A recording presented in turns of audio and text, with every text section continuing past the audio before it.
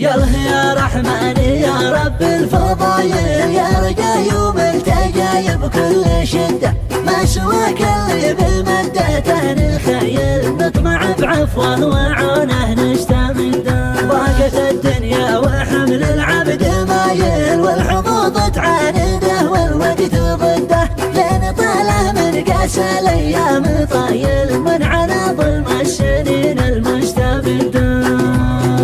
وجعون اهل الرسايل بالرسايل، لا يقصر حبله وهذا يمده. يا عزاه من قل الوسايل، لا دعا الداعي ولا عد تعدى. والسن الشمات اللي فينا تكايل، والصحيب اللي خلق مزحه بجده، زايله يا محزمي والكون زايل، شهر مالك فيه مكسب لا تعدى. ودي اتجمل مع اصحاب الجمايل، واسعف المحتاج والمعروف رده، والرفيق اللي ذخرني للهوايل، ازهمه لا من داعى اللازم وسده.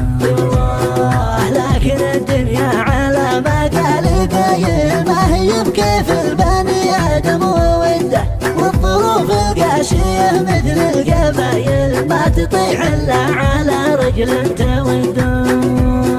يالله يا رحمن يا رب الفضايل، يا رقايوم التقاي بكل شده، ما سواك اللي بمدته نخيل، نطمع بعفوه وعونه نستمده. ضاقت الدنيا وحمل العبد مايل، والحظوظ تعانده والوقت ضده، لين طاله من قاس الايام طايل، من على ظلم السنين المستبده.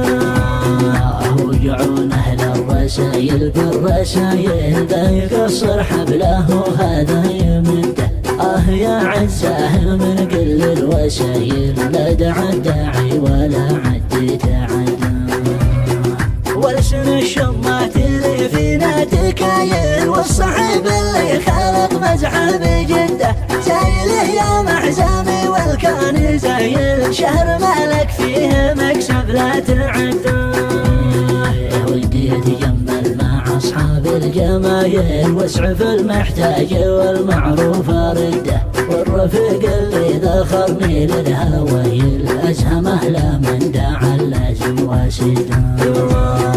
لكن الدنيا على ما قال قايل، ما هي بكيف البني ادم ووده، والظروف القاسيه مثل القبايل، ما تطيح الا على رجل توده. مثل القبايل ما تطيح الا على رجل